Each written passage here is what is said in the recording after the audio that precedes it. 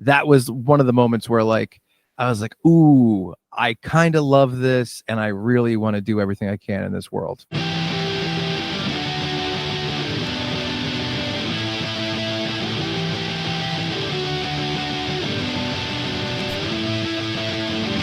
Hello and welcome to Where the Living Room Used to Be, a podcast about Rhode Island's music scene.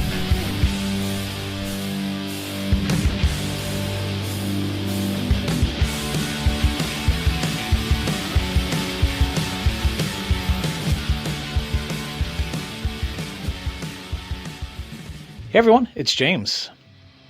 For this episode, I connected with Chuck Staton of Senior Discount to talk about his long history in music and podcasting. In our interview, we cover how he went from starting a band before he even knew how to play guitar, to performing in front of thousands of fans on some of New England's biggest stages, and all the way up to getting signed to Paper and Plastic Records.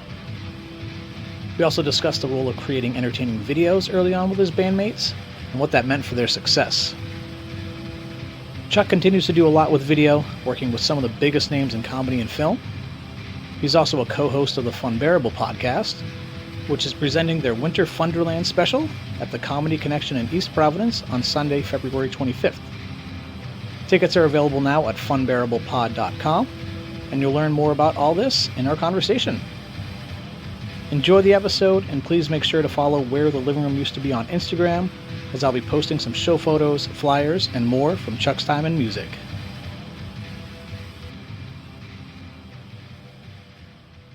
You are from Warren, Rhode Island, correct? That's right. I was born in Providence, but yeah, I grew up in Warren until I was like 5. And then I made the big move to Bristol, Rhode Island, which was 6 minutes down the road. Yeah, okay. And then when I was 17, my family and I moved back to Warren. And then when I moved out at 27, I bought a house in Warren. So yeah. Oh, nice. I'm a Warren and Bristol guy for sure. Yeah, that's cool. No, it's fun. And yeah, what was it like for you growing up in that area? Honestly, growing up here, it was really cool. I mean, at the time, you don't really appreciate it or realize it, but I had a very, very like movie type of like classic growing up. Like you see like E.T. and when they go trick-or-treating on Halloween, it's like that was my life. I lived, on a dead-end street with like all these great neighbors and all these, these very, very kind people in this very, very rural area. I worked, my first job was at Bullock's restaurant in downtown Warren, and I went to Benny's in Bristol, and then I went to Ciabra in Bristol, a grocery store. So everything was so localized growing up, and I love that. I love that around the area. It was a very traditional, like suburban growing up. I have, my parents, and then three brothers in the family, me, my brother Denny, and my brother Sam, and it was awesome. It was really, really fun. And I think that as I grew older, I was able to really appreciate it more from afar. You know what I mean? Mm-hmm. And I think it really made me close to people in the area, which I think is kind of like a cornerstone of how I look at creativity as a whole. And I mean, that led, right down to the band. The band became the first big thing that I really spent a ton of time on. And it was all, again, people that lived locally that you become friends with over the years and get closer to. And I think it really informed my view on the idea of like a creative community and also having a community and finding what everyone does creatively or what everyone's good at and finding a way to incorporate all those things and work together and make a thing, Yeah, absolutely. Yeah, it was fun. But yeah, with regards to music, like what first sparked your interest in music in general? Like, was there a certain type of music that first caught your ear? I think it's funny because my mom and dad grew up listening to like Elvis Costello, and my dad loves Grateful Dead. My mom loves Elton John, and I was into all that stuff. I was into movie soundtracks. I was into Weird Al like crazy. Oh, awesome. Me too. Yeah. And then when I was 12, I asked for Green Day's Dookie for Christmas. Yeah. I remember specifically because I got it Christmas morning, and I had the cassette tape at the time, and I'm looking through the lyrics. My 2 brothers who are younger than me, my parents and my grandparents get in my parents' van to go somewhere for Christmas. and I'm reading the lyrics to Basket Case by Green Day. Yeah. I remember saying, Mom, and like, you know, everyone's kind of in the car together, and she's like, what? And I go, what's a whore? Because and they were like, what did we get you for Christmas? And they all start flipping out because I asked that. I remember that very specifically. But Green Day's Dookie was like the first album that really probably pushed me towards punk rock. And also at that time, No Doubt's Tragic Kingdom was coming out. Absolutely. Yeah, it was a great time, and I really got pushed into punk rock and third wave ska. So Real Big Fish, Less Than Jake, Green Day, Blink-182, No Doubt, and then eventually Rancid, Less Than Jake, The Suicide Machines, Choking Victim, like all these different bands that kind of come with this, and you kind of slowly expand your little circle. Yeah. That was like the big thing. Like Green Day, No Doubt, got me into that stuff. And then I remember I went to this festival in Fall River, Massachusetts, and there was a band they were playing called Sea Monkey Stew, which they were a local band to Providence, and they weren't huge, but it was really the first time I saw like people that are like, we're from here and we're playing this music. And before that, there was always kind of like, okay, well, here's all the regular people, and then here are the cassettes or CDs that I buy, and these are bands.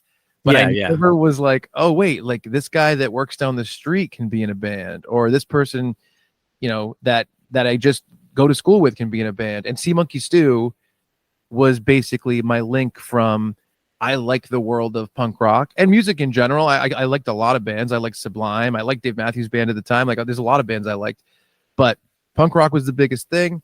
Sea Monkey Stew pulled me into the local scene, and I started going to shows at the Met. At that time, it was the very, very small Met next to next to Lupo's. Yeah. And that really led me to Monty's Fan Club, which to me, that they were the cornerstone of me actually thinking that maybe I could be in a band, because they were killer. Sea Monkey Stew was killer. They were killer. And I kept going to see Monty's Fan Club. They kept playing. And eventually, when I was I think I was a senior in high school, I was friends with Kevin Silva, who was on this podcast before. He had started playing bass probably like way younger. I'm imagining he probably started around like 12 or 13. And I didn't play guitar. I didn't play any instruments. But when we were seniors in high school, we started hanging out. And then right when we graduated, like I'm talking like early June, he was basically like, let's start a band. Let's do it. And at the time, I didn't play guitar. And my cousin, I no guitar, never. And my cousin Christian Staton, who is the drummer of Senior Discount. He's the drummer of the Warren Kids. You know, he was the drummer of No Plateau. He didn't play drums. And Kevin's parents had a basement that was finished in this little corner. They had a drum set. And for my graduation present for my parents, I asked for a guitar, even though I couldn't play it. Wow.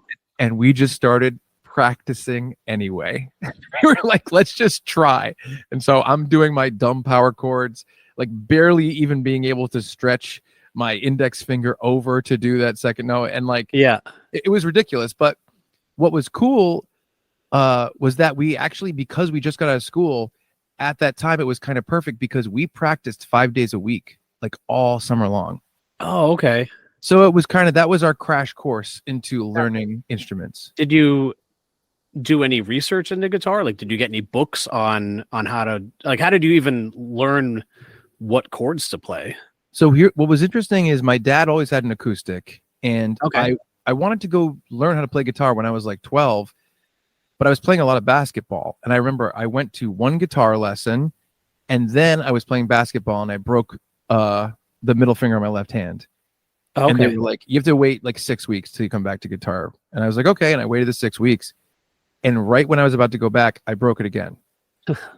And I think at the time, you know, right now, if you're like, oh, you got to wait 6 weeks, you know, as adults, we're kind of like, okay, whatever. Dude, when you're 12, 6 weeks is like, I'm going to be 50 by then. You know, yeah, exactly. Like it doesn't even exist for you. So I think I had like a little bit of an idea. And then it was one of those things where, because I liked Green Day and Blink-182, you know, some of the songs were manageable by a complete novice. you know? Mhm. Like you listen to something like Blink-182's Damn It was kind of their first bigger single. And as a novice, even if you can't play guitar, you can look it up and you can say, okay, like with tabs online, you can just Google it Yeah. and be like, okay, I guess I can do and you're playing it really slow and it's really, you know, pretty shitty. And but you that kind of gets you going, which I honestly think that one of the things I love about punk rock, because punk rock is my thing. I really believe in it. I believe that punk rock kind of represents what music is in general. I think that it was really helpful that I liked that because it was accessible. Mhm. Where, you know, if I was like, man, my favorite band's Dream Theater, I think Yeah. I would have been, you know, like, well, I guess I'm not going to be a musician. You know what I Yeah, mean? exactly. Yeah. But I think because there was stuff like that, we could practice stuff that was very simple. And Mhm. also Kevin, who played bass, but also played acoustic guitar and regular guitar, electric guitar. I think he was able to be like, well, here's a power chord and I want to play this song. It only has 3 different parts. It's a verse, a pre-chorus, and a chorus. So we would just kind of hammer that out. And at first it's slow and it's very choppy. And we slowly just kind of had to make our own relationship to the instruments and kind of learn them that way, which I actually think makes you a more unique songwriter. Exactly. Yeah. You, That's you know what I what I was mean? thinking as well. Like rather than like I know what I've learned from this book, or I'm Mhm. learning exactly how this other band plays their pieces precisely. Right. You needed to just kind of figure this out and be like, this sounds cool. This sounds good enough. This sounds, Yeah. like what, and it just had its own unique twist Yeah. to it. Yeah.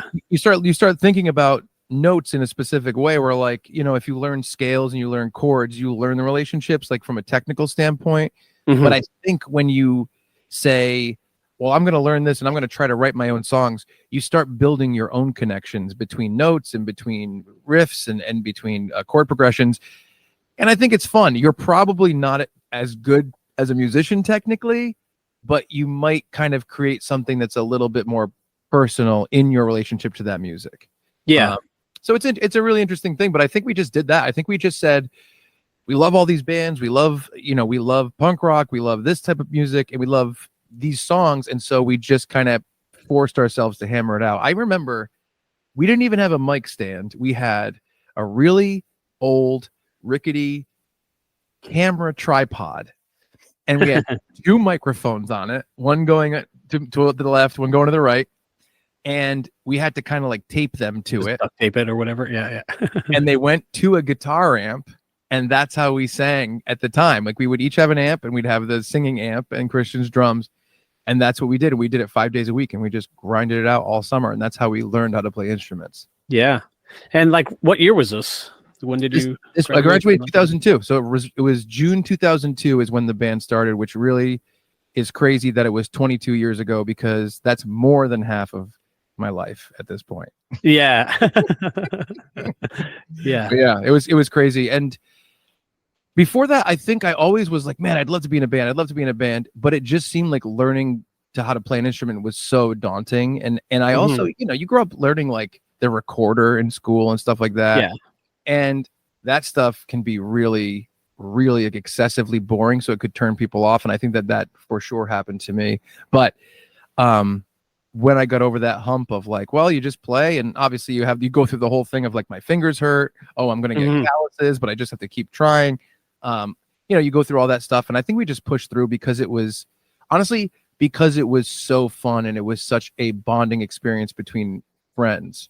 I always think that like one thing I'm thankful for, and I think it's really hard to create this or manufacture this, all of my leisure time, ever since I was able to choose how to spend my leisure time, like when you're starting to be like 12, I always wanted to make a thing. Always. Yes. Make a thing. It was like, what can this friend do? It's like, they're good at this. What can this friend do? And it was like, let's get together and make a thing. I mean, it started out with sketches, like video sketches of, I remember me and Christian, my drummer, who we've been best friends since we were born in the same summer. He was born in June. I was born in August. We've been hanging out since we were in cribs. And we would make these sketches called like The Day Everyone Fought. And it would be these dumb fighting sketches where we build a dummy and we go to throw someone out the window and it cuts to the dummy coming out the window. And it was just always that. It was always, let's make a thing. And I think it started with film projects, and we did backyard wrestling for a while, but more like comedy backyard wrestling, not like broken glass and knives or something. Yeah. Barbed wire or whatever. Yeah. We were like, my buddy Jordan Furtado, who is one of my best friends, he's been around since then and actually lives in my house with me now. I remember we would do like comedy wrestling where like one time I sliced a lemon in half and I put my fingers in the lemon and then I poked him in the eyes. And like the stuff we did in our wrestling. It was just for comedy. But yeah, it turned into the band for sure. It was like, oh, we're out of school. Oh, we have like Monday through Friday all during the day to do whatever we want. Like, yeah, let's learn guitar and play these songs that we love and eventually hopefully go and play shows. And it was like the best way to spend our time. Yeah. How soon did you play a show after all of that practice time? Like, do you remember your first performance and what it was like from your perspective?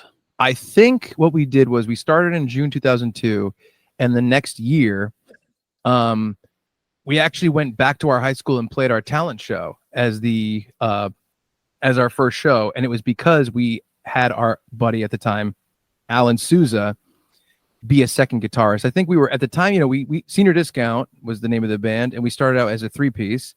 And when you're a 3-piece, I think you kind of quickly learn that you probably need a fourth person, or if you're very successful, like the band Alkaline Trio, you can get backing tracks, you can do all that stuff. But obviously, when you're amateur musicians with no money, that's not really an option.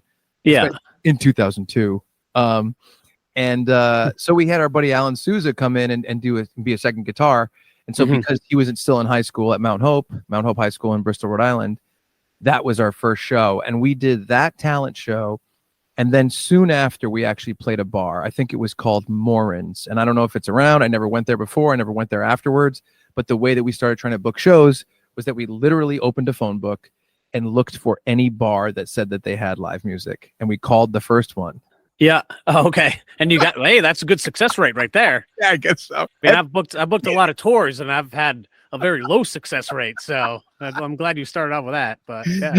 Every step of what I've done is like the stupidest, most base version of like, if you're just a layman and you're trying to do this thing, what would you do? Yeah. That's what I did. I'm assuming hearing this, you had no idea what kind of live music, because, now that we're adults, and I mean, you knew this before that, but it's like, maybe they might not like pop punk music there. They're like, yeah, we book live music, but we're at a country, bar, or we're a jazz bar, or whatever else it is, but you're like, will you book my band? Yeah, and like 90% of bars, they probably wanted a cover band, to be honest. Yeah. You know what I mean? Like that's as I got further into the career of music, I'm like, oh, you can't just, if you're playing bars on the weekend, like they want cover bands. They don't want original bands to go play there, because like at the time they were like, oh, can you play, for 90 minutes, then take a 20-minute break and then play more, which is not how actual shows are. That's how cover bands play. We're like, oh, that's weird. And we did it. But yeah, so they probably wanted a cover band, probably weren't, super psyched on what we were. But we actually, because, we were just starting out and we just came from high school, we had a lot of friends. So our first show had all of our friends at it. And, it was incredibly fun. I'm sure we were unbearably bad. But it was great. It was really fun. And I think that was one of the moments where like, I was like, ooh, I kind of love this. And I really want to do everything I can in this world, That's cool. Yeah, it was great. It was very fun. Yeah. And when did you start recording? Like, was that a big part of the band? I think that right then we decided, because I think we started out with doing covers, but not really playing them live. Like we would play, I think that's how we learned how to play instruments, is we'd play all these different songs, but we didn't really, we didn't want to be a cover band. And so live, we did start writing songs really quick. And I think we had about 6 or 7 songs that were, very, very, very amateur, that we would play at our shows. And I remember we did save up money and go to a recording studio for like maybe $300. I think the first time we recorded was at a place called Groundswell in Barrington. I'm not sure, but that was one of the places we recorded. Okay. And I think we did 3 there, and then we went to the Call. I don't know if you remember that place in Providence. Yeah. Yeah, Yeah. exactly. Yeah. So it And was they would, next to what Askew is now. yes, it Yeah. became the Fat Squirrel, right? Well, that was the Century Lounge. Oh, okay. So So, but the call was, right. on the other corner of that building. That The makes Last Call Saloon was the full name prior to that, and then it got shortened to the Call. Oh, And see, then- this is some that's interesting. I like yeah, that. but then the Century Lounge became Fat Squirrel, and now it's Askew, and I think it might have been something else in between, possibly that. But right. So you went to that venue. Well, they did an open mic night on Mondays, and they would record you if you paid them. And so, Oh, cool. yeah, we professionally, in parentheses, recorded 3 songs in a recording studio, and then we went to the Call and did 3 more like live. And I think what we did immediately was burn those songs to a CD and start passing them out as like demos at local shows. And over the years, that kind of became the thing that I think really helped us get our name out there and actually get the people that came out to our shows to come out and kind of build the following around New England. Was just being really dedicated to burning those demos, hitting the streets, and being at every show where someone could possibly like us and putting a demo in that person's hand. Okay, so you'd go to like other punk shows and be like, hey, just like check out my band, here's a CD. Oh, we would do this is exactly what we would do. We would wait until Staples had a big sale on CDRs. And we'd buy hundreds and hundreds of them, and we would just burn them. We would burn like, okay, we're going to burn three songs, and we'd handwrite them. I have a million pictures of all of us burning CDs, like our friends at the time, our girlfriends at the time, and just handwriting Senior Discount. And usually what we do is we print out a flyer for like the next show we have, and we put it in the CD, in the sleeve. And I'm not kidding when I tell you, over the years, we passed out more than 20,000 demos. And I know that for a fact. That's incredible. It really helped us a lot. And we would be like, all right, Warped Tour is coming up. Like, we got to do 1,000. And so each band member would do like 250. Like, there was 4 of us eventually. And we'd bring them to Warped Tour. We'd go to Warped Tour, of course. And then we'd stand at the entrance and we'd hand out all 1,000 until we're done. And you just hope those people don't throw it away, which a lot of people did. And you hope those people, either go to your show or go to your website or whatever at the time, because there wasn't even really like Twitter, Instagram, Facebook. That stuff didn't exist. It was seniordiscountmusic.com on everything, and you hope that they would go to your website. Or it was MySpace, maybe? I don't even know. I guess we had around that time, but it was around MySpace. But even MySpace was like, it was like, it felt limited. It felt like it was less of a promotional tool, because from my point of view with social media eventually became the thing where you see all the updates and you see all the things. But MySpace at the time, it was way more like, if you want to know what's up with a band or a person, whatever, you have to go to their MySpace and look at it actively. So we'd have the MySpace linked to our webpage for sure. But it was always the website, and that's actually right away. That's why we started doing film projects. We're like, well, people are going to come to our website.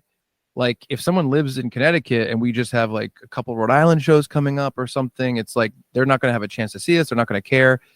And also, we thought at the time, right when we started, there are so many other bands. They're all so much better than we are. We have these 2 microphones taped to a tripod. What can we do to stand out and create an identity for ourselves?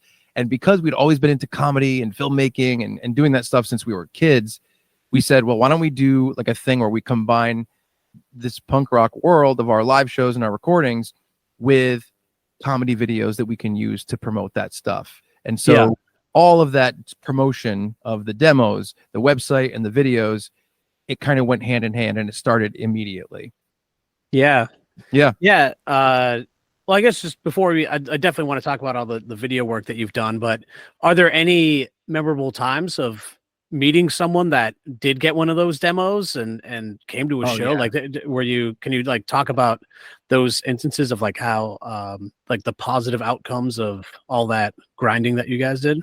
Oh yeah, it was really crazy. Like, I specifically remember we went to the Dunkin' Donuts Center at one point in time, and we passed out demos at Good Charlotte. And like, Good Charlotte, like, I have a lot of respect for anybody who is a musician and really plays and tours and writes their own songs.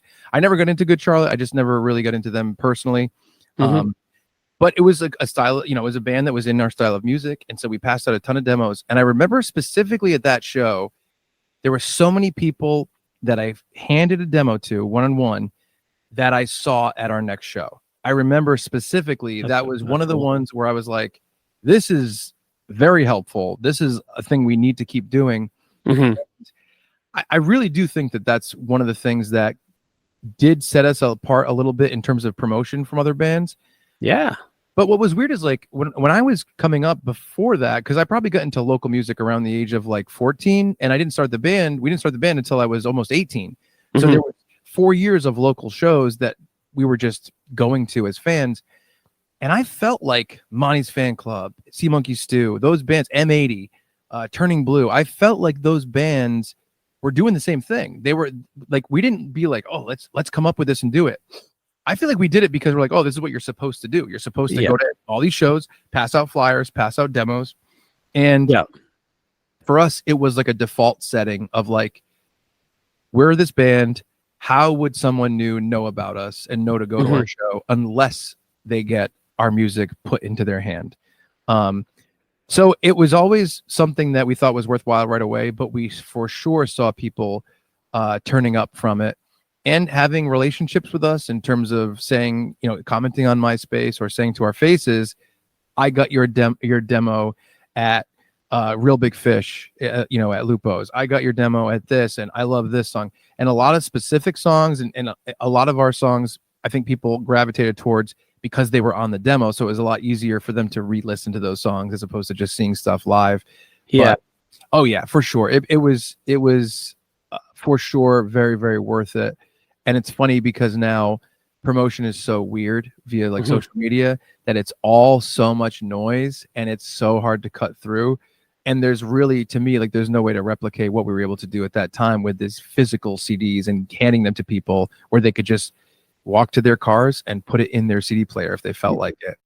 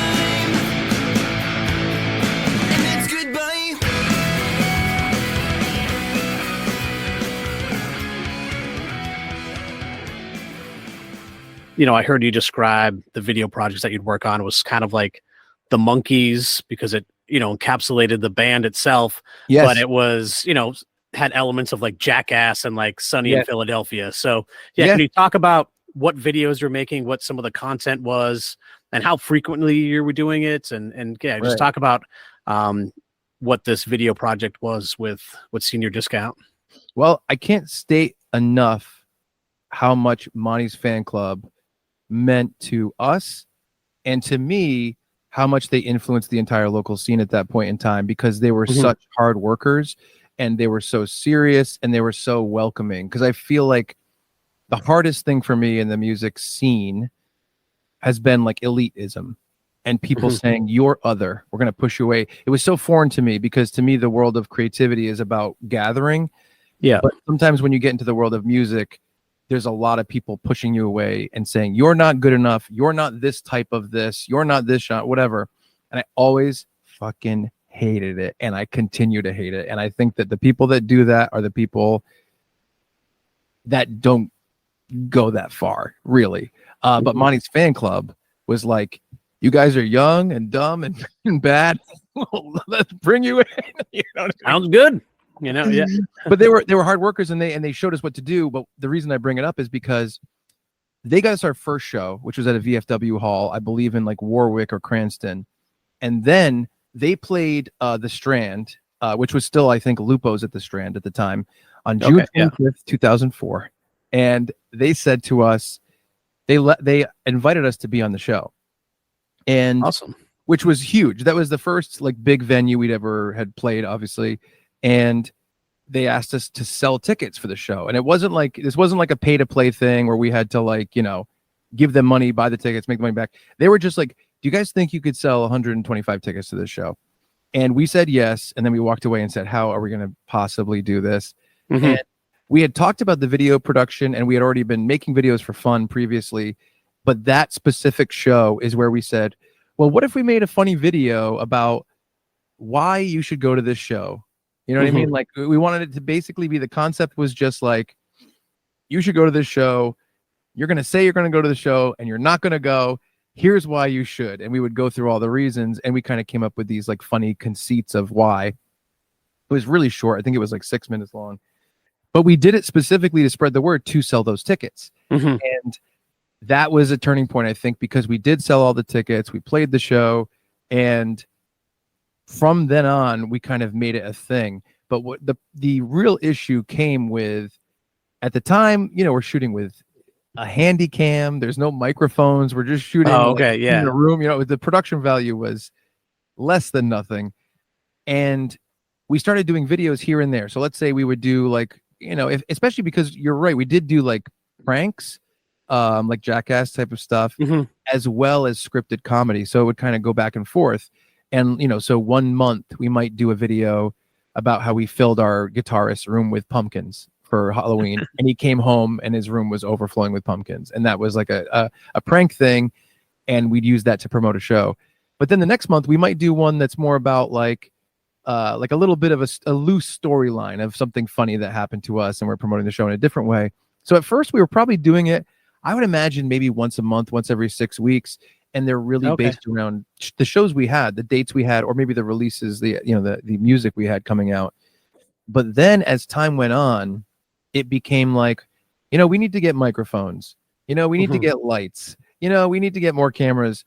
And the production time just increased so much.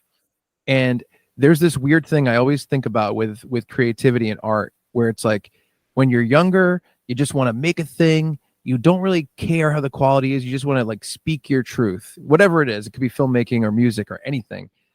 And then as you get older, you try to make it a little bit more professional, but your life also gets filled up with more responsibilities slowly. So you have less time and your art demands more time. And it's this really, really difficult balance. But that's basically what happened to us, is that I think at the beginning we were probably doing a video every month or 6 weeks. And then it would be every 2 months. And then it would be every 3 months. Then it'd be every 6 months. Then it'd be every 9 months. And so over the life of the band, I think we made around, I'd have to guess, like 75 to like 85 videos. Which is a lot. And they're very definitely varied, And some of that stuff is just straight up music stuff too, as well.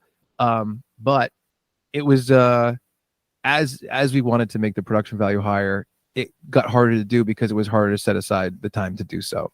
But yeah, so right away we kind of were doing them in pretty quick succession, honestly, with not a lot of thought behind them. And it's funny because now in 2024, like the idea of like, oh, a band made a funny video to promote something. You're like, yeah, of course, they're on YouTube, whatever. It's like, no. This is like pre-YouTube being 1/1000th as big as it is now. I think YouTube might have started in 2004. Yeah, exactly. I was even thinking that. I was like, where did you even put these? Because it wasn't like the social media giants that were around of video hosting, so exactly. So we had to buy a server, and we had already had access to a server. We bought one, but it was, you had a very, very small amount of memory on the server just to host pictures on our website, like flyers and information. And we had to buy more space, and we would make the video, turn it into like, a Windows media file, put it on the server, and put a link on the website so you could watch it on the website. There was no YouTube, there was no streaming video like that. It was just like you'd have to watch it through that. It's the only way to do it. So it was very novel at the time. We kind of felt like there wasn't a lot of other bands doing it. We, to be completely honest, part of our goal the entire time was to get every band in the Rhode Island scene to come be part of what we're doing. We loved cool. we loved multi-genre shows. Like, I think that they're way superior to having just one genre the entire time. I think it's more fun for the audience. I think it expands the taste of the people that are there. I think you get exposed to more different types of music. And we kind of had the same view in the videos. And we did a couple. We did one show where we did one video where we were doing a big show, and the bands on it were Someday Providence, Arcadia Landing, which was originally Slick Willie, same band, different name, who knows why. And I think, let's see, who? Oh, and Lemon Lime Tennis Shoes, which is amazing ska band from the area. And now Matt Kelly, who is the lead singer of Lemon Lime Tennis Shoes, is in Senior Discount. He's the lead guitarist. And we said, we're going to do this show with all of us. Let's all make a video. And we made 3 separate storylines of us interacting with each different band. And it was like, well, this storyline is about how Someday Providence does not want to do the show because of all these terrible things we did in the past. And we'd film all these back moments. Yeah. We did, and we're trying to convince them to do the show. Yeah. It's all these different things like that. And so we were able to successfully do it. I know. And then at the end of that video, as like a little kind of like Easter egg thing, we had all the bands in it. And at the end, we go and talk to Monty's fan club, who at that point in time was way too big to play with us. At that time, they were signed to Island Def Jam. Yeah. But they agreed to be in the video, and then we had a little scene with them, and it was really fun. But yeah, we wanted to bring everybody in the same way and kind of make this a whole little world, because we realized right away, oh, it's cool. Like, people come see our shows and they shout out things from the videos. They shout out like catchphrases and funny moments, and they bring this up, and I'm like, that's really cool. And I don't think the other bands really have that opportunity, because they don't get to be funny. They don't get to kind of put their personalities on display in this, inflated way. So to me, it was just like, let's all get involved. Let's get John from Club Hell involved. Let's get every band we play with, the bookers, everybody. And we did as much of that as we could. I think some bands were really like, wait, what are you doing? And they were just so confused by it. And it was strange. So I understand that. But it really was like, let's just bring everybody in that we can and make this kind of like a big family thing. That was always kind of how we looked at it. Yeah, that's great. And you made a movie? Was that a separate thing, or was it kind of a compilation of a lot of these things? Or well, you talk about that experience, the Senior Discount movie. Can you talk about that? Yeah. So the videos were doing really well. People really enjoyed them. They thought they were really fun. And we would kind of consistently film, and sometimes we'd retroactively figure out how to put out the filming. And so many people liked the videos, and the shows were going really well for a regional band, that we were like, well, let's make a big movie with a bunch of our biggest stuff. And I'd say the movie was probably maybe like 10% previously released stuff, but vast majority brand new stuff. And we were like, let's make it a documentary, but with a lot of fun stuff, all true stuff. The documentary parts are all true, but then we're going to go and do stunts and pranks and that kind of like jackassy stuff that we did. Yeah. And we were like, we'll see, maybe we can do a screening of this, and that'll be really fun. And then we'll have, at our shows, we'll have our audio CD had come out in 2006. It was called There Were Four Who Tried. And our merch was just that one CD and then maybe like 3 shirts at the time. And we were like, well, after we do this movie, now we'll have a DVD too. And that's really interesting and fun. And so when we go play these shows, we'll have our merch table and we'll have a CD and a DVD. And that's going to stand out a little bit maybe. And maybe someone will be like, oh, that's interesting. The band has a DVD. That's cool. So we filmed all these like stunts and pranks.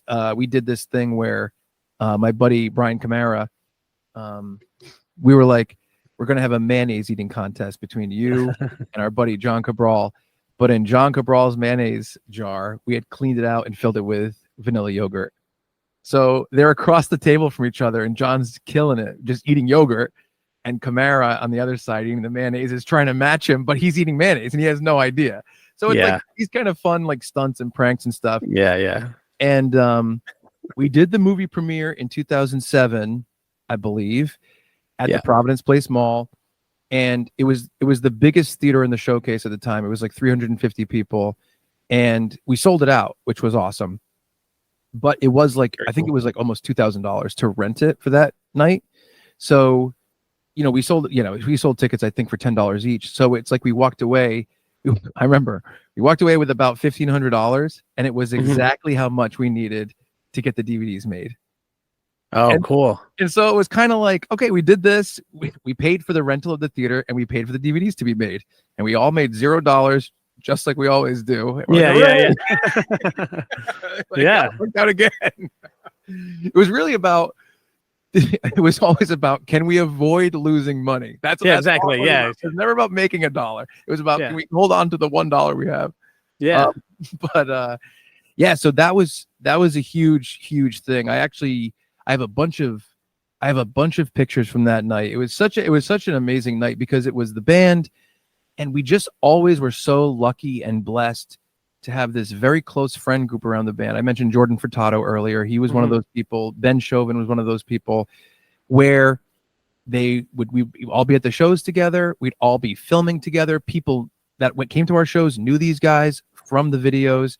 And we had this group that was essentially, I hate to think of us as just a Jackass ripoff, but like that part of it for sure was. There was 10 of us, and we were fucking crazy. And some of us did disgusting shit. Some of us did dangerous shit. We all had different roles. And like, first of all, I try to suppress these DVDs of this thing because like we're going to get canceled for sure if these DVDs are out. Luckily, I had a house fire in 2015, and the remainder of the DVDs are, up in heaven.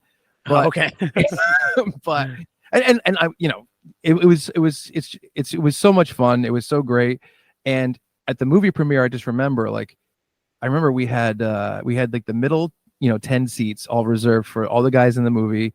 And I remember Kevin, our bassist, Kevin Silva at the time, his parents were like, oh yeah, you're going to have a movie premiere. Oh yeah. Like they were kind of like making fun of the idea that we would have a movie premiere.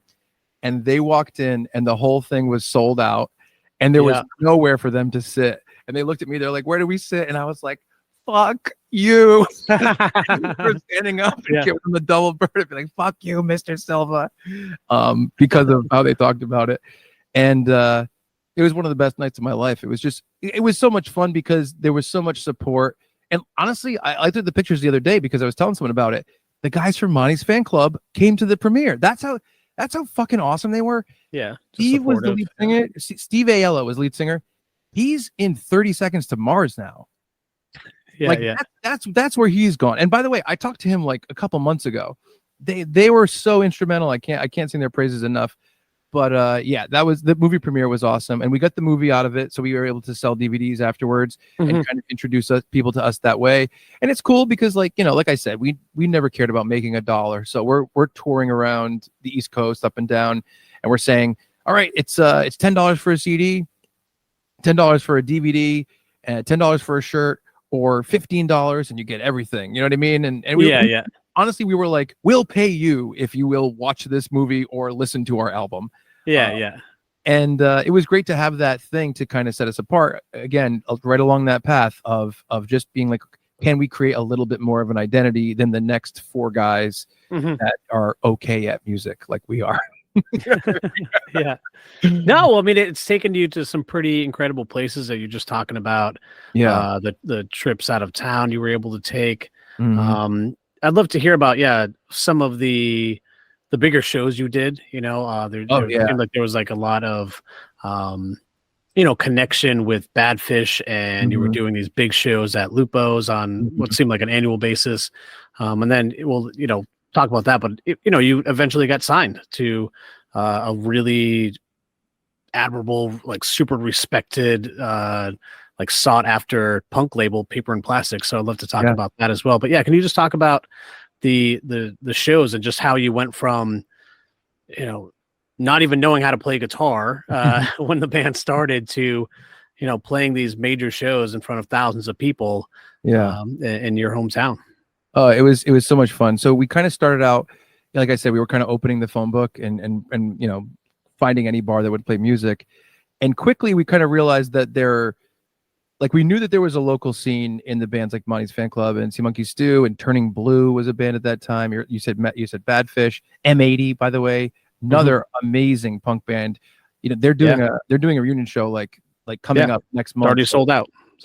Oh, it's already sold out. Wow. Okay. That's Yeah. amazing. I love those guys are also not only great guys, what a talented group of guys. Like that Mhm. band is we were so lucky to have that band in Rhode Island. Just like all the other bands I was talking about. But Yeah.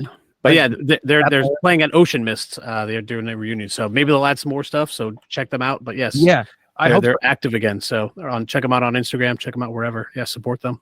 if the show is sold out now and this is like early Feb, dude, if I was them, I'd say do a second show because Mhm. man, that's amazing. I love that they're doing that. But pretty quickly we realized there was like a local scene. At first we were kind of like, we're senior discount, we'll go play a bar, and that was it. Then it became like, oh, like, well, we can talk to Bad Larry. That was another band that was extremely talented, way more talented than we are, and full of great people that I really loved. Music that, like, I look at like bands like Real Big Fish, Less Than Jake, and I don't think of it as different than like Bad Larry and Monty's Fan Club. I really don't even see a difference in the quality of what they were producing. And it was so amazing to have those guys around us to help create a scene, honestly. And so we realized that there was kind of a scene of people coming up. And at that time, a lot of those bands were really young. Bad Larry, like Slick Willie was another band at that time. Someday Providence came later, with Paul from Bad Larry, Lemon Lime Tennis Shoes, M80, all those bands were playing here and there. So we started playing these shows like maybe a benefit show at Roger Williams or an afternoon show on the day of a Zox concert at URI or something like that. Okay. Yeah. And we started reaching out to WBRU and saying like, hey, can we come on? They're like, absolutely not. You guys are terrible. We hate you. And I said, okay, that's fine. And so we tried to kind of we play those shows and be friends with those bands. So let's say M80 is headlining the Living Room. We might be like, oh, can we open for that show? And we made it like pretty quickly. We made it like a consistent thing that whenever we saw a show that we could even conceivably be part of, we would reach out and say, hey, we're this band. Here's a couple songs from ours. We'd love to play the show if there's any opening spots. No big deal. If not, please keep us in mind for the future. Any show that was remotely close to us, remotely close to our genre, we would reach out and do that. And so we just started playing the Living Room all the time. It's funny because the podcast is specifically called Where the Living Room Used to Be. And I'm like, that's just the name of the podcast because of the local scene around it. But for us, the Living Room really was our home for many, many years. So it was that kind of stuff where sometimes you play the Living Room on an off night and, there's only 20 people there. But then sometimes you play it and there's 400 people there for just a local show. So that was a huge thing. And I think getting in with the local bands, with the local scene and becoming friends with those guys and, saying, hey, we're doing a CD release party. Hey, Slick Willie, do you want to be on it? We're friends with you and we think you're great guys. And they say, yeah, that's great. And then they have a CD release party and they get us on it. Yeah. And I think that slowly helped everybody grow. And at the time, we were really, really blessed with a lot of punk bands and ska bands that would tour, and they would tour with maybe one direct support act, and they were open to local openers. Yeah. Eventually went away. I don't know what happened, but it doesn't seem like that. No one tours like that anymore. There's no local support. I know. It's funny because I kind of wish I knew someone that was really in the booking world to have some insight on this. I'm like, did we just come up at a weird time or was it the area? But it felt like, Catch 22 is coming around and they're playing with this band and they need an opener. Or even I remember we played with Whole Wheat Bread and Gym Class Heroes at the Living Room. Like, what kind of tour is that you need a local opener? It's so bizarre. Yeah. But luckily it happened a lot. So we got to open for Catch 22, Streetlight Manifesto, Less Than Jake, the Ataris. But there was a lot of bands that were doing that. And so I think that we had the benefit of, a great band like Streetlight Manifesto would come play the Living Room and they'd fill it up. And obviously they're amazing. And we'd get to play in front of those people. 5% of the crowd would like us. And so those people would go on maybe come to our shows. And, we just slowly kept pulling that 5%. Yay. You know what I mean? Exactly. It builds up though. Exactly. And that was combined with this local scene where there was a lot of people who actually didn't even care about the touring bands and the bigger bands. And they really, really cared more about supporting the arts that were coming from people in the community. So all of that came together. And I do think that one of the cornerstones of our band that I think was very important for us was that we were not scared to really put in the hours of, like I said, promoting, burning CDs, and also continually trying to book shows, continually trying to play shows, trying to do show swaps with bands from other places. And it was that real DIY, let's grow mentality that we had for a long time, which I think got us to the point where, you know, some bands that would come through Lupo's would be like, oh, we don't have an opener. And like someone from Lupo's would just be like, you guys want to play the show? And it would be in front of like a ton of people. And also I think along the way, you know, we won best punk band in Providence in trying to think if it was it Providence Monthly or what? Yeah, it was Providence Monthly. We won it in Motif multiple years. And like we Phoenix, Phoenix, that's what it was. And we won all these different things. And I think that kind of helps when we're like, hey, Less Than Jake, can we open for you in Connecticut? Here's a couple of things we won. Here's a song, whatever. Here's, you know, even at the time, probably MySpace followers or whatever. And that I think would also help us. So it was the real grinding for years, just like clawing our way up and having enough shows under our belt and recorded music and whatever local kind of accolades and stuff, where these bands would trust us. And what eventually, so you know, we played a lot of great shows with a lot of bands we looked up to, and it was you know, some of the favorite times of my life. Lupo's was awesome, and it's funny because I eventually looked back at the band and all the shows we did, and we ended up playing more shows at Lupo's than we ever did at the Living Room, which sounds that's incredible, insane. It sounds crazy. Yeah. It feels like we slept at the Living Room. You know what I mean? But yeah, we like I said, it's funny because and off the top of my head, it's tough. I mean, we played 1 million shows with Big D and the Kids Table. We played 1 million shows with Bad Fish, who were, you know, pretty kind to us. Definitely more businessy. Definitely more like dealing with a manager and the ticket. You know, this is actually, you're gonna exchange money for tickets and then get whatever. Yeah, which a lot of people are very much against, and I totally understand that. But at the time, it was like we really want to move forward, and you know, we would have a thing where I'm like, well, if we can do a headlining show and pull 200 people, then we can sell to 100 tickets for the show. So we would take these opportunities, and it would really help us grow. And after we did that a few times, they stopped making us do that, and they said, well, we just trust you guys to promote and pull people out. But yeah, a lot of bands, like I said, Street of the Manifesto, Catch-22, Big D and the Kids Table, Less Than Jake, Leftover Crack was a big one for me. I know that's not a huge name, but like for me, I really liked that band a lot at the time. And we got to play these big shows with these bands and just kind of feel like we were moving forward. And eventually, I think what happened was, especially with the Paper and Plastic thing, we had just recorded a lot of music, and we were really proud of what we had eventually recorded. You know, it's like when you're a musician, you know, you do your first recording and you're like, this rules, and a year later you're like, oh my god, I can't believe I put that out, you know. And then you record another thing and you're like, this rules, and a year later you're like, what am I doing? And that kept happening. And so eventually I think we did a bunch of recordings that we were happy with. And it's funny because I don't remember why I would even do this, but I did reach out to JR from Less Than Jake, who was the person who owns Paper and Plastic Records. And I said, listen, man, like we have this collection of songs that we're actually really proud of. We put out a bunch of releases independently over the years. Here's the shows we've played. We played with you, just so you know.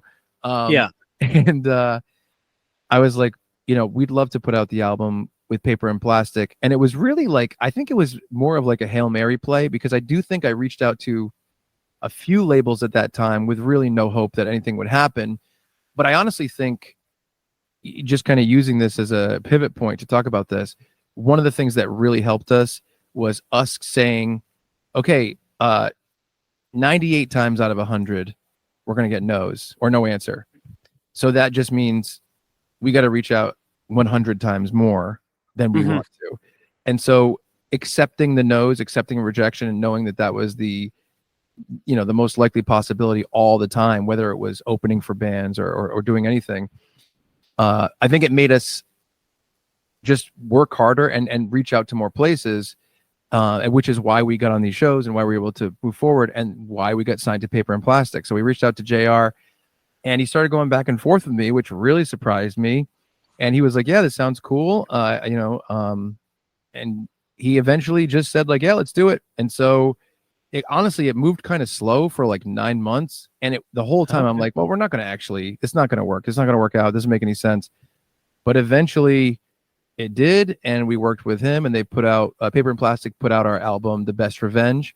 I designed the album artwork, and they actually put out like this like custom skull, because they would put out these like custom skull toys once in a while with their releases. Yeah. Called The Sound of the Skull, I think. And it was based on the artwork of our album. Like it was all the colors of our album. It was really, really cool. So if you pre-ordered it, you'd get the album and you'd get the skull. But yeah, it was pretty incredible to be able to do that. We were super thankful. We were really surprised that it worked out that way. But it was amazing. It was something that we didn't expect, and we're still really, really thankful for. I've never been so sick, so tired, so beaten, hopeless, cornered, different and alone. I'm ready to say, hey God, let's go and quit. I guess this one just didn't work out. They yell me Jones, and I'll never be the diamond that I thought I'd be. You've all disappointed me so much. What's the point? No one's up anymore. Take a good look around.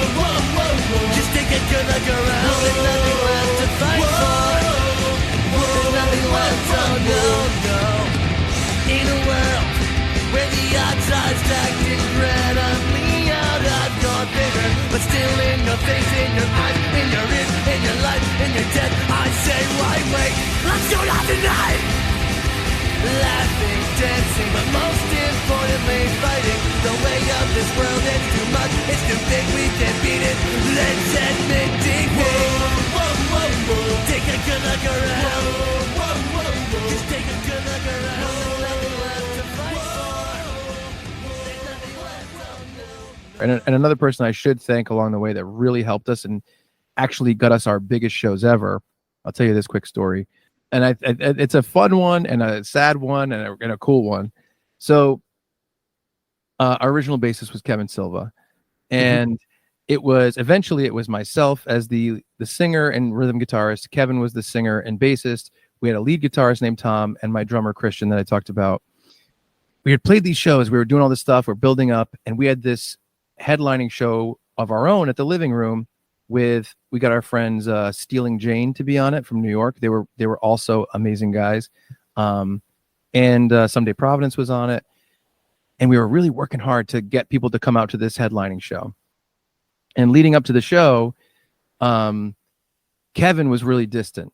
Kevin was being really distant. And at the time, he was a very unreliable dude, very like insanely unreliable, lots of tension. And leading up to the show, we were like, man, like, we're working really hard. I think the show's going to go good. And I remember right before the show, we booked a show in Boston the next day. It was a matinee show. I think it was at the Middle East upstairs. So I'm like, okay, so Friday night we have our senior discount, like our big show. And then, 1:00 the next day, we have this matinee show in Boston. And then BRU reached out and they said, hey, we have our rock hunt coming up and we'd like you guys to be in it this year. And it's that Saturday night. So now we have a show in Providence on Friday. That's our headlining show. Matinee show, Boston. And then that night, BRU Rock Hunt. And we told them, we're like, we already have a show that weekend. Is it okay? Because obviously you don't want to have two shows in the same market at the same time. Yeah. Like, you have a show. That's okay. We're coming to you. We're asking you if you'll do this. So I said, okay. So Kevin's being really distant. And we all go out to dinner the night before the big show. And we say to him point blank, are you leaving the band? Like, what's happening?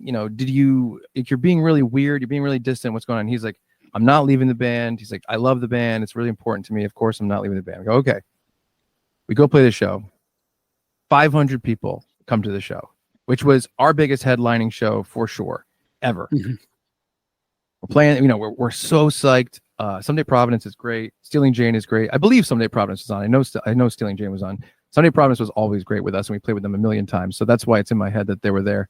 But we go play our show. We're about to play our last song, and Kevin goes up to the mic and he goes, thanks everybody for coming out. This is my last song with Senior Discount. And he just lied to our faces the night before, and he quit live on stage. And I was livid and obviously so hurt. And we had 2 more shows in the next 24 hours. And I was like, what the fuck are we going to do about this? And after the show, he's like, listen, I am going to play the next 2 shows, whatever. He was fine with lying. And so we go play the show, the matinee show in Boston. We're not talking, by the way. I'm so mad. We're not talking. Go to the next show. Go to the Rock Hunt show. We play that show. We're not talking, which is really weird for us because our shtick was definitely that we were funny on stage and fun. And so it was really hard to pretend to do that through the anger and deceit. And at the show, so weird, one of the judges was a guy named Greg Gillis. And that is the DJ Girl Talk. He's a mashup DJ. Okay. Huge at the time. I was unaware, stupid, just ignorant of it. And at the end of the show, he talked to us and he said, like, he didn't even talk to me. I think he talked to Christian and Kevin, if I remember correctly. And he said, you guys are awesome. I really love this. And Kevin was like, can I give him a DVD? I'm like, yeah, give him a DVD. Gave him a DVD. We got a text that night at like 2 a.m. And it's like, you guys have just been added to the Girl Talk show at Toad's Place in Connecticut. It's already sold out. And we were like, what? And honestly, that show didn't end up working out because of a really sad situation with one of our guitarist friends who he couldn't be there for a specific reason. It was just like a thing that she was going through and he had to be out of state. But Greg Gillis, Girl Talk, just, I don't know why, he liked us a lot and he put us on a bunch of monstrous shows, including he was playing 2 nights at the House of Blues in Boston, sold out both nights, 3,500 people both nights. Night 1, Sean Kingston and Girl Talk. Night 2, Senior Discount and Girl Talk. Don't ask me why. Yeah. No idea. He's the nicest guy ever. I have to shout him out in this story because it was important. Yeah. For some reason, he gave us these shows. It was incredible. That's amazing. It was amazing. I mean, that is the single biggest show we ever played was the House of Blues in Boston, sold out. But yeah, so that weekend was really pivotal for the band because Kevin quit on stage and he left the band, and we added Alan Souza as the bassist, and also because we had this relationship with Girl Talk that we really never expected ever to happen, and those were the biggest shows the band ever played. And I think that helped us too, because now we have these professional pictures of us live in these settings and this video, and all these different you guys can do this. So it just exactly. Yeah. So that kind of, I mean, I think a lot of moving forward in any creative space is saying, where do I have where can I get to? It's like, I can get a tiny bit higher than I am. Okay. Go there and then show the people above you that you got there. And then go there and show the people above you got there. And I think a lot of that was just inching along. But yeah, so that was a really pivotal weekend, and I needed to kind of shout out Greg because he was so instrumental in the biggest things we ever got to do. But yeah, so those were really, really fun. I remember we played at the House of Blues.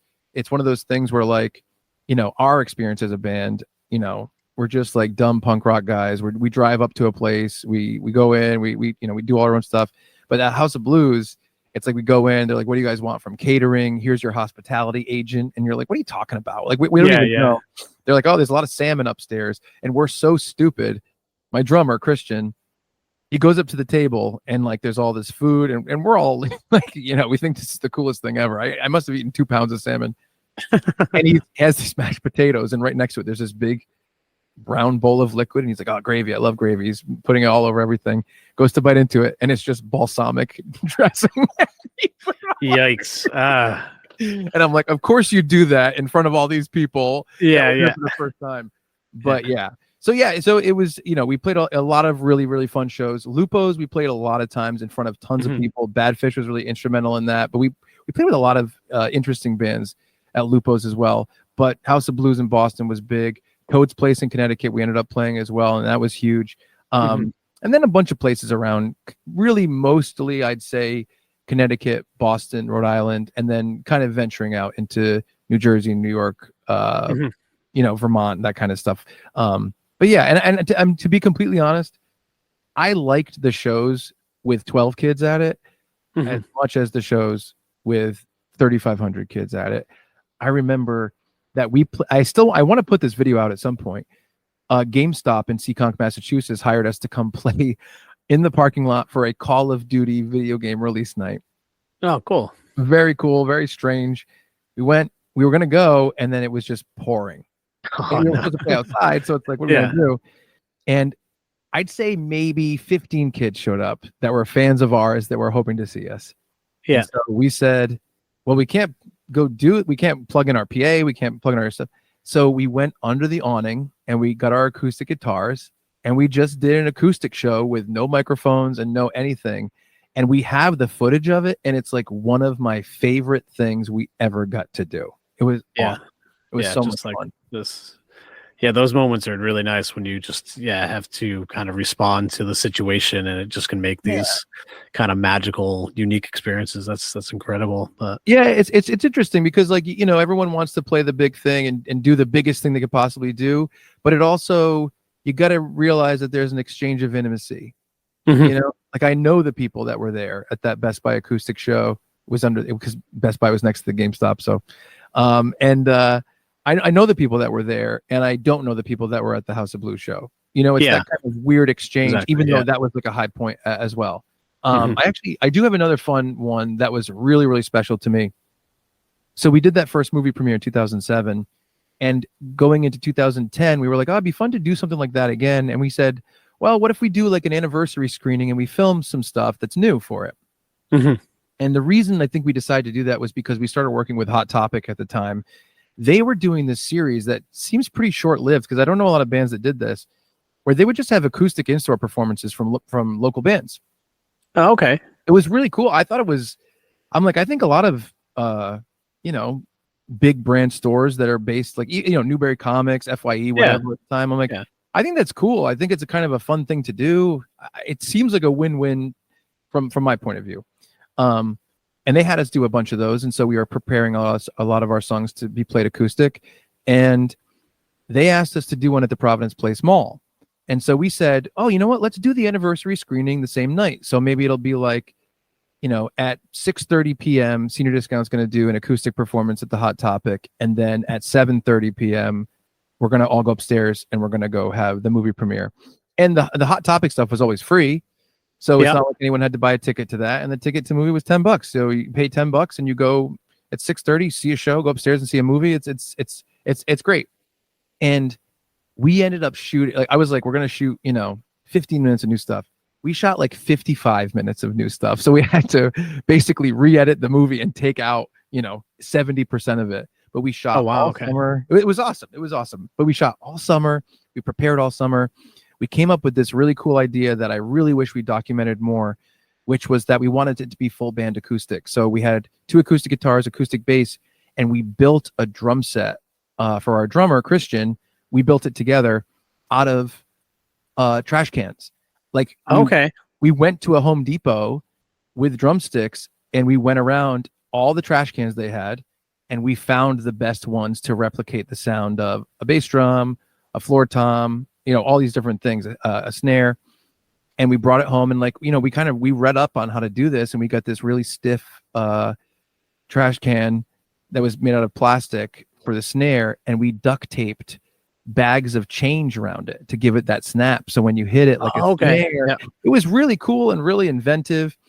We redid our whole set to kind of be to change all the music so it would fit acoustic and do that. We went to the Hot Topic, we set up the drum set, and we did the acoustic stuff. The filming was so intense. I didn't sleep for like almost 2 days before the performance. So I was like a mangy cat, getting on stage, like, staggering. Yeah. I had a needle in my arm. I don't know. So but so many kids turned up because we didn't really think about it, but we're like, oh, we sold it out last time with 350 people. 350 people will not fit in the Hot Topic in the Providence Place Mall.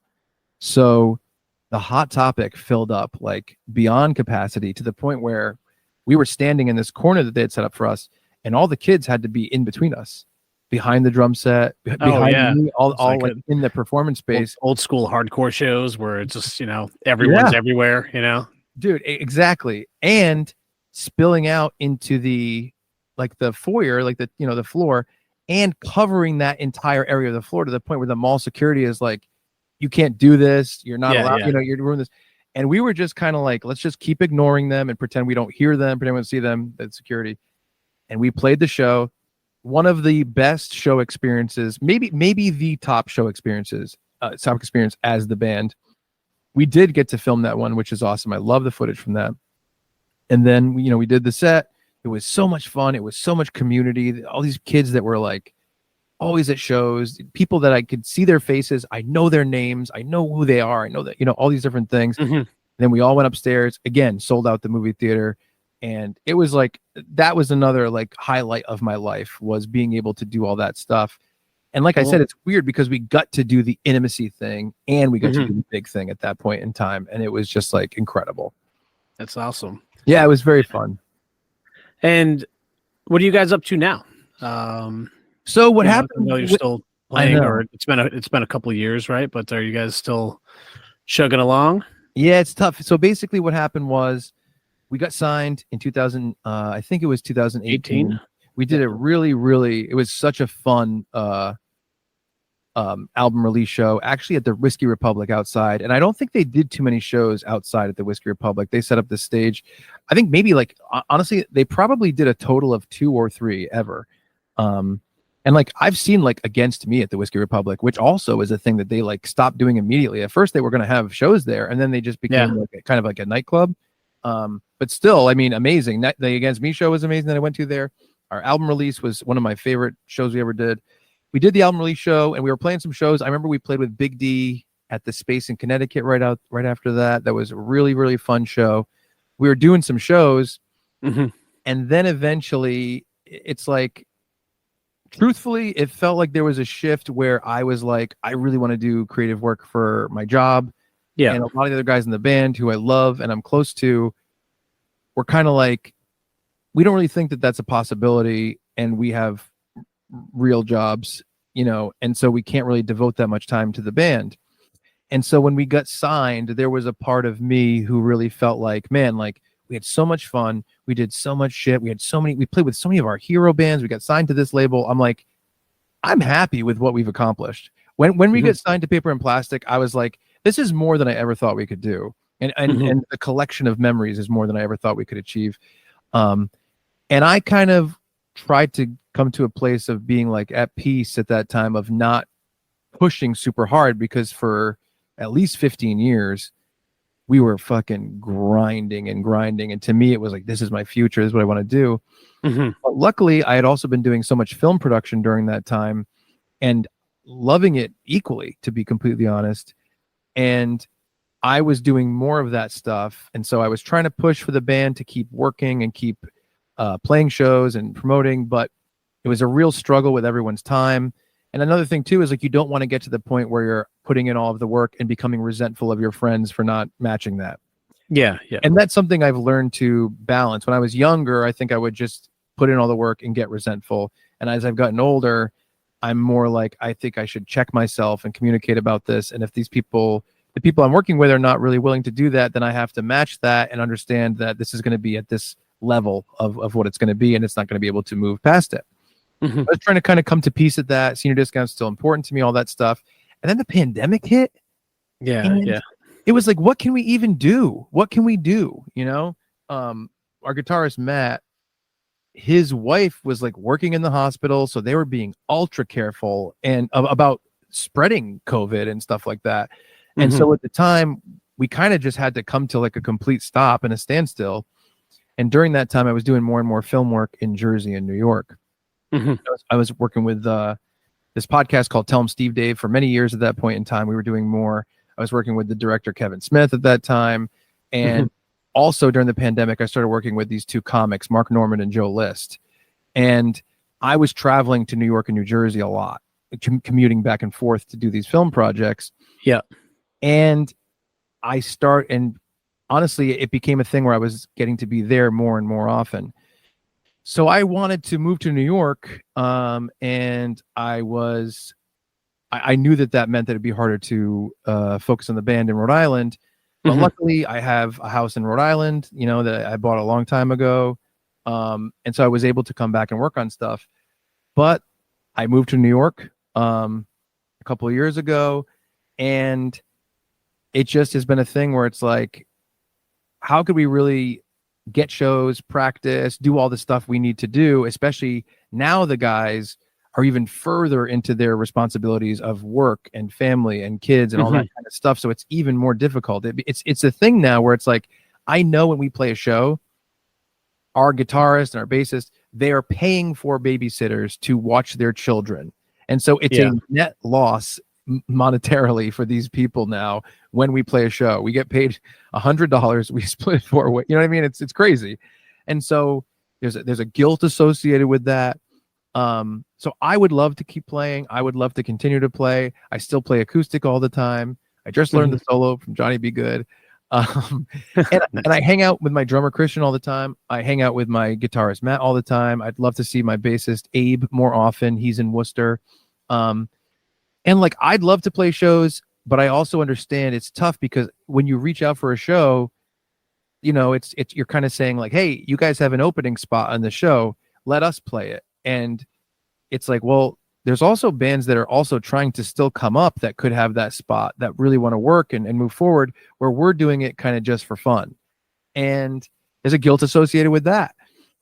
It's one of those things where I think now, like, if Badfish is like, we're playing Lupos, you guys want to play? Fuck yeah, dude. Or if M80 said, hey, we're doing the reunion show, do you guys want to play? Fuck yeah, all that kind of stuff. But on the other side of that, reaching out to do it and then being like, we can't practice that much, we can't promote that much, like, it's gonna, that feels a little bit tough for us. We did play a show a year ago with the Pilfers at the Met, and that was very, very fun. We had a great time together. Like, we all had a ton of fun backstage. I remember, because we hadn't played a show in a while. It was the 4 of us again backstage. We're all joking around like we always have been. We're all having fun, and it was awesome. And I loved playing. I love to play. I'd love to be playing music all the time. But there are the mechanics of when you get older and how you not only do you want to, like, is it hard to put the time aside, but it's like, I also get to the point where I want to be really good. I want our harmonies to be really tight. I want our playing to be really fast and really fucking tight. I want people to be impressed with how we do it. So I also don't want to play a show where we just show up and say like, oh, we can't really practice, we're okay, we're kind of sloppy. I don't want to do that. I want to really do something fun and great. And I think that the time responsibilities to do that are really, really difficult now. But I'd love to, like, in terms of, is it fun? Do I want to? Hell yeah. And I love the guys. I love doing it. Honestly, like, we did this Christmas medley probably in like 2012 I think. And it's one of the things I'm most proud of, where there's keyboards and there's a little choir in it, and it's amazing. And I want to do a Halloween medley. And I'm like, cool. We could figure this out, because we can start working on it and emailing and sending ideas back and forth and linking stuff and getting in the studio. That seems doable to me. And I hope Senior Discount never officially ends, and there's always something new that might come out eventually, whether it's a recording or a show. But really, we haven't been able to do anything in a long time. But who knows, what the future will hold. I'd love to do the Halloween medley. I'd love to do more acoustic stuff. I'd love to do more like alternative stuff, like that acoustic full band performance with the drums. So I love it, but yeah, it's gotten really tough to actually put the time aside for. But it's good that you have that awareness and honestly, just keeping that stuff open. Like, it doesn't sound like there's any need to break up. There's been a lot of bands that break up and have reunion shows, and not whatever that could be, but I mean, I follow in the footsteps of Fugazi a lot, and Ian MacKaye and stuff. So Fugazi has never broken up, Totally.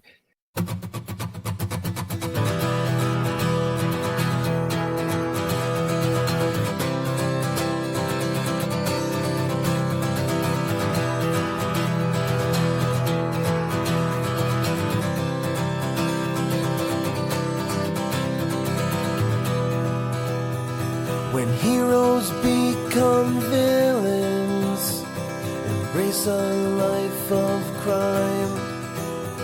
The faith in your convictions rots away over time. My body begins burning, both my lungs smoke filled. The bones of all my yearning laid out and beckoning still. We never talked about goodbye.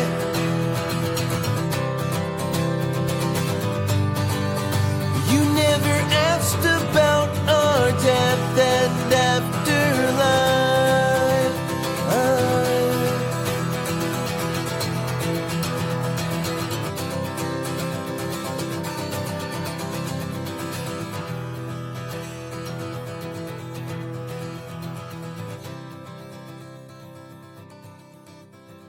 I'd love to transition, as you've been playing in this band, you've started the Chuck and Brad podcasts, which is a big part of who you are.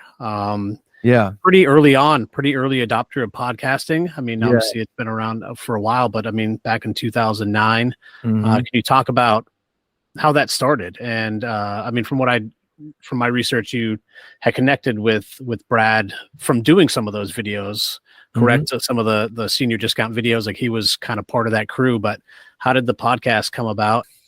Yeah, so it's interesting. So for a while, our bassist was Alan Souza, and he was a super funny guy. We would write all the videos together. It was just us writing them. And he was also doing improv in Newport, Rhode Island with the Bit Players. And I would go out and I'd go to their shows here and there. And Brad Rohr was a guy who was in his improv group. So funny, so different from us, like exact opposite, honestly. I was like, this guy's fucking so funny. I'm like, let's bring him into the videos. Let's make him. And what we did was because by that time the videos had become like you had kind of mentioned the Monkees meets It's Always Sunny in Philadelphia. They had become that. And like I remember, one of the videos was, we want to play a show at Club Hell. We caused a fire last time we were there. They want a letter from a fire marshal assuring them that we can do it. And like that was the storyline. We came up with this character of Bradley Stevenson that Brad Rohr would play in our videos, and he was the head of the Rhode Island League of Decency, and his whole mission was to shut down Senior Discount and get us to stop being a band. Yeah, and we kind of put in this like this villain in our videos. Yeah, and of course, we put him in as a villain to turn him into our friend. You know what I mean? Like that was the point. I got it. Yeah. To pull him in, basically the Fast and Furious movies. But he started being in the videos, super funny. He started writing with us. He started performing with us. And like I was saying earlier, like the videos got harder and harder to produce because they would take longer to do, technically with the lighting and the audio and the editing. Yep. We kind of thought like, you know what?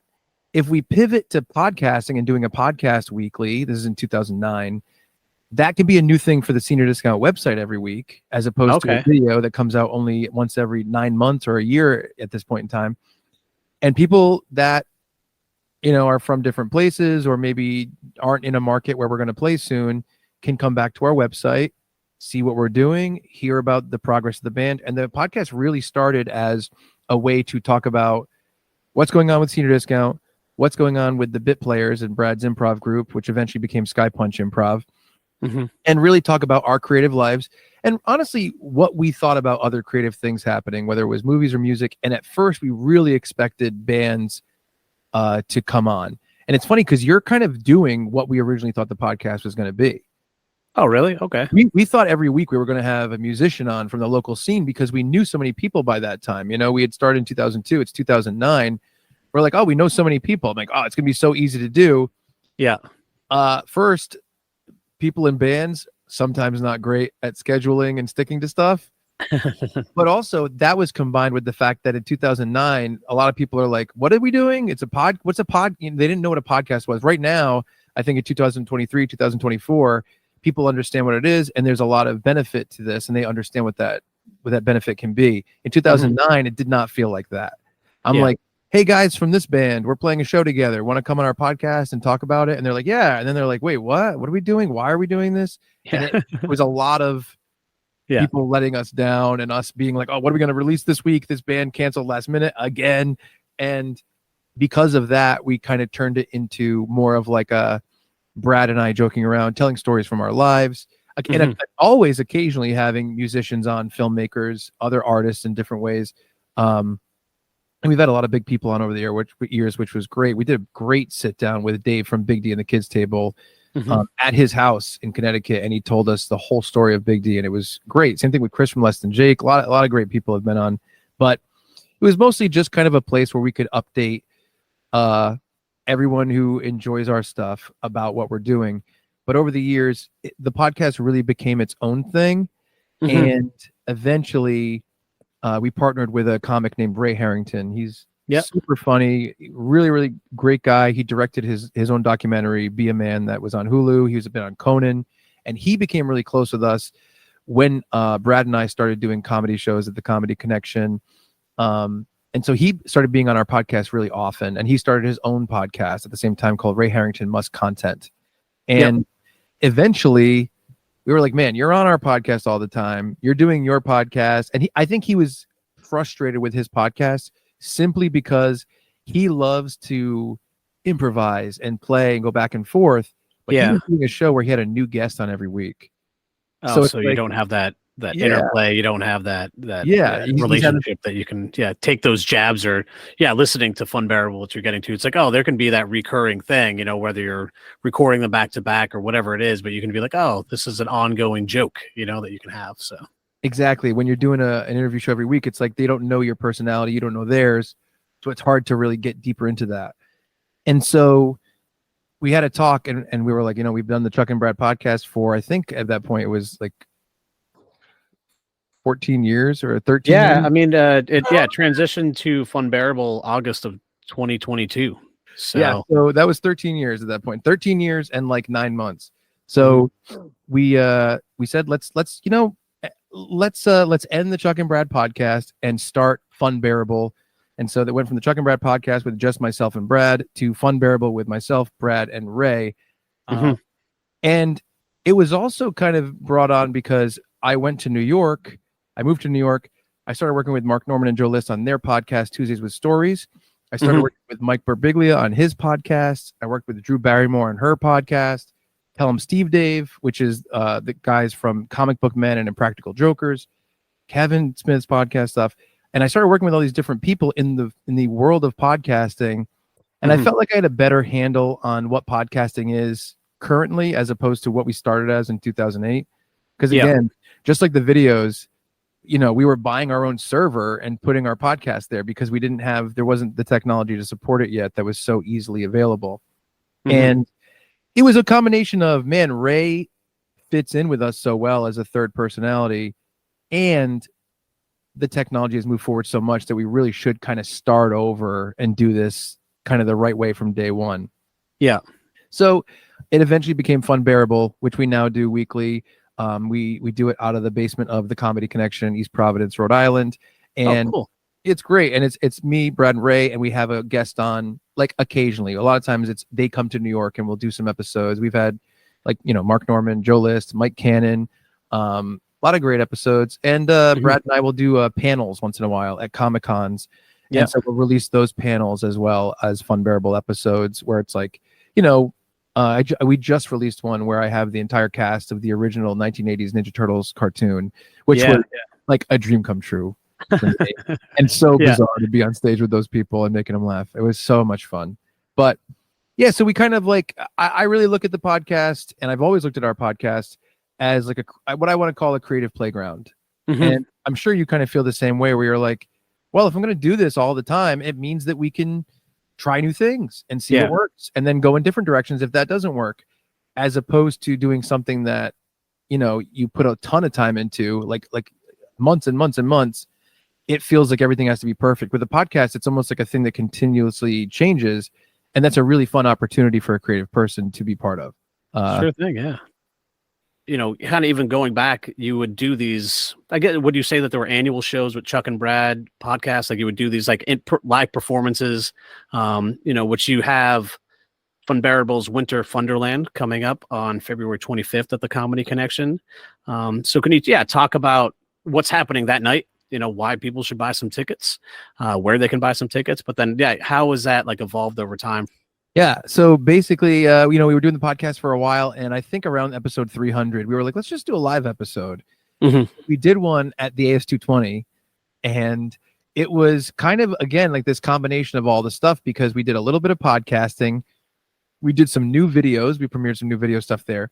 And then we had the band on stage to do like kind of a talk with the audience, just be like, what do you guys want to talk about? Do you want to hear about anything? Yeah. So at first, I think we were just doing kind of like whatever we thought of in the moment. I think we did like a 300th episode live. I think we did our 400th episode live. And then we started doing like a random stuff at the Comedy Connection here and there. We would do a Christmas show, a Halloween show, and they were branded as Chuck and Brad's blank. So it'd be Chuck and Brad's Halloween Spooktacular, Chuck and Brad's best Christmas show ever. And there were extensions of the podcast, but the truth is we weren't podcasting on stage. It was more like sketch and stand up, that kind of stuff, and videos and pranks. And over the years, those have evolved to where we feel like we have a little bit more of a grasp on what we want to do live, which is a combination of having stand-up comedy on the show, obviously with Ray Harrington being a big part of Funbearable, and our buddy Doug Key is on the show. He's going to do stand-up on the show, and kind of combine that with some loose improvisational like sketch elements. So stuff that's going to be on stage that is, it's usually us trying to do a thing and failing. Honestly, that's the formula for everything we come up with. Is what if we try to do this and here's how it was so bad? So it's a combination of like stand up, a little bit of sketch, a little bit of video stuff, a little improvisational stuff. And we've been doing those for a couple of years. We do a bit, actually a lot, called Bradley Drawn, where we take a movie like Jurassic Park, classic movie, and Brad, who is a terrible artist. I'm talking, this guy should be in jail for the stuff he does. Oh, wow. Yeah. And he'll draw every scene from the movie, and then I'll take his drawings and I'll rewrite the movie based on what they look like. And then on stage, we show the drawings and we go through it, and he has to read the new script for the movie, the new narration for the movie as we go through the drawings, and it makes fun of them. And it's so much fun. It's like, it's weird because I've never seen anything really like this. And man, it hits this weird mark of like, you're laughing at how pathetic these drawings are. And then the guy who drew them is making fun of them because he's being forced to with this script. And the crowd is so warm in their reaction to it. But that's been kind of the type of thing we do. We do a lot of prank on the performer stuff, which is what I consider Impractical Jokers to do. They're a hidden camera show, but really the prank is on the actual guys doing it. They're not pranking the people they see. They're pranking each other in front of the people they see. And I think we put each other in a lot of situations like that where we're going to look bad on stage because of what we have to do or what we have to say. And so, on February 25th, it's a Sunday at the Comedy Connection in East Providence, Rhode Island. We'll have Funbearable's Winter Funderland show, where we're going to celebrate some of the other holidays that come in winter that are not quite as beloved. Maybe Valentine's Day, maybe President's Day, who knows? You got Groundhog's Day in there? Oh, hey. No spoilers. You got to come out. You got to come to the show. And so it is going to be stand up. It is going to be some sketch, maybe some video elements and some improv elements, but it's a real variety show, but 100% comedy variety show. And it's going to be really fun. If you go to funbearablepod.com, that's the webpage of our podcast, and that has tickets and a Facebook event page for the show, and it gives you all the information for the show. But it's going to be so much fun, and I really can't wait to do it. I got to say, Ray Harrington, Brad Rohr are two of the funniest people I've ever met in completely different ways, and I feel like I am so lucky to be involved with these two guys. That night, they are going to be hilarious, and I will also be there. But so it's going to be very, very fun. And again, it's just the same kind of evolution that we've always done with the music, the videos, and the podcast, and the live shows, and all the stuff that's kind of all been blended. This is just a part of the continual journey, Yeah, that's great. It's fun. It's really, really fun. Well, Chuck, I wanted to ask to close this segment out. What is your greatest musical accomplishment to this point? Wow. Okay, I have a. Can I have a tie between two? Yeah. Okay. So I wrote a song a long time ago called Kaylee's Song. This is an acoustic song. It's on our album And That's Goodbye. And I mean the version that's out is called And That's Goodbye Deluxe because we added some tracks to it later. Okay. Yeah. And That's Goodbye. And it has a song called Kaylee's Song Acoustic, and it's 2 acoustic guitars, an acoustic bass, and a violin. And I wrote this violin part, which I had never had done before. And we recorded it, and I really didn't know how it would come out because it's one of those things where, you know, you go in the recording studio a few times with your amp and your guitar and stuff, and you kind of realize, oh, we need to do this, we need to do this. But writing the violin part was really scary to me because I'm like, I'm writing this on a guitar. I'm hoping this is good. And I'm so happy with the way that it came out because I think it came out really, really great. I'm really proud of that song. I also love acoustic bass. I just think it's an instrument that is underutilized.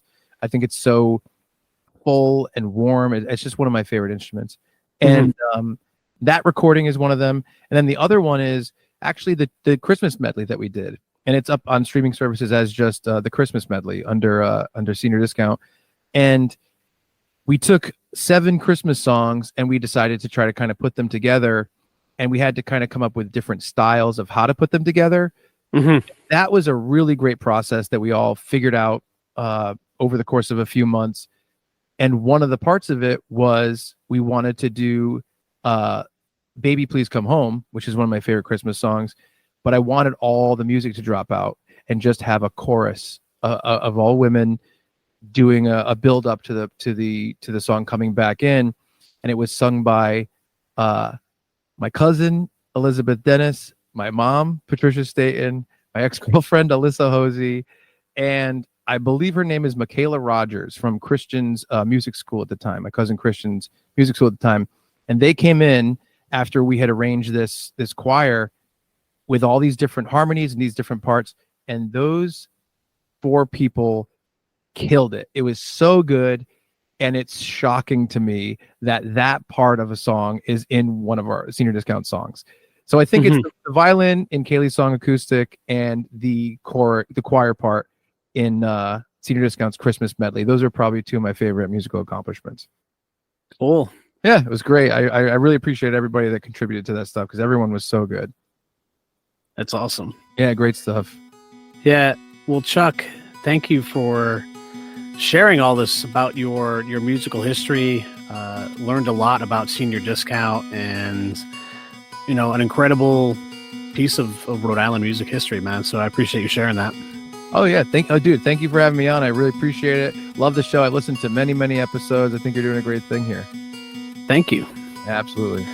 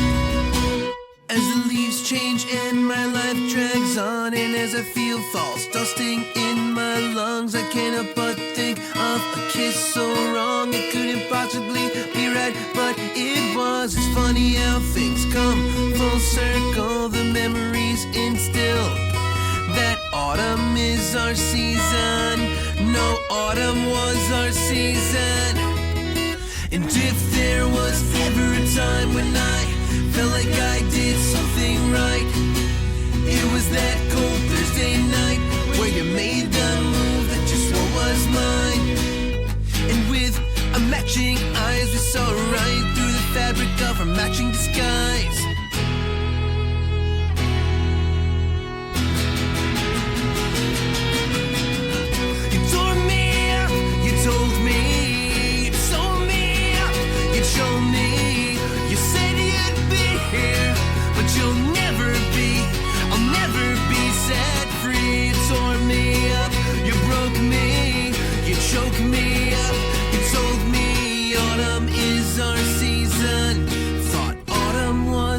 season.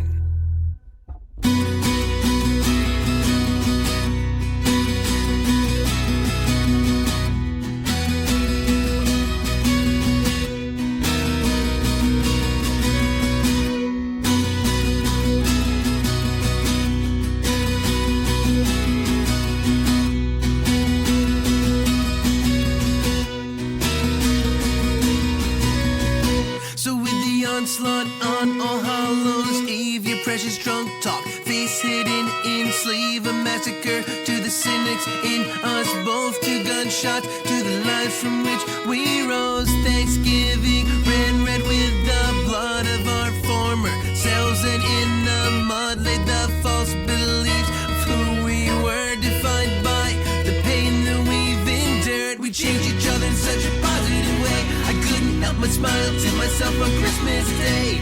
You told me that you loved me through your tear-broken face, and I knew you were mine as I watched your piece all break. New Year's Eve away we blew, as I hoped to never leave. Well, I fell into you.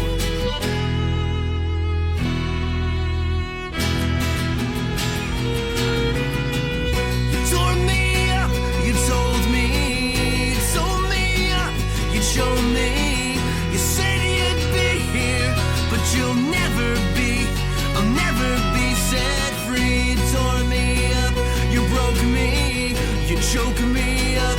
You told me autumn is our season, autumn was our season. And in a flash before we died, I could feel that special something. You're lucky to get once in life. The words barely overcame your tears. Your begged never get tired of me, and my path became so fucking clear. My every action would become a symbol recognized as love. If only I could find the manner in which to express that life is only measured by the depths of this kind of connection. And this is my battle cry for every time you're lonely, for every side you showed me, for every night you owe me. The story's cut in stone, and you'll have to live with knowing. You tore me up, you told me, you told me up, you showed me.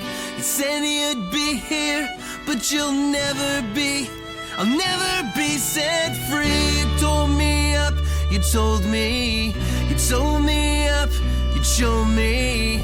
You said you'd be here, but you'll never be, I'll never be set free. You tore me up, you told me, you told me up, you showed me. You said you'd be here, but you'll never be, I'll never be set free. You tore me up, you told me, you told me up, you'd show me. You said you'd be here, but you'll never be, you'll never be, you'll never be,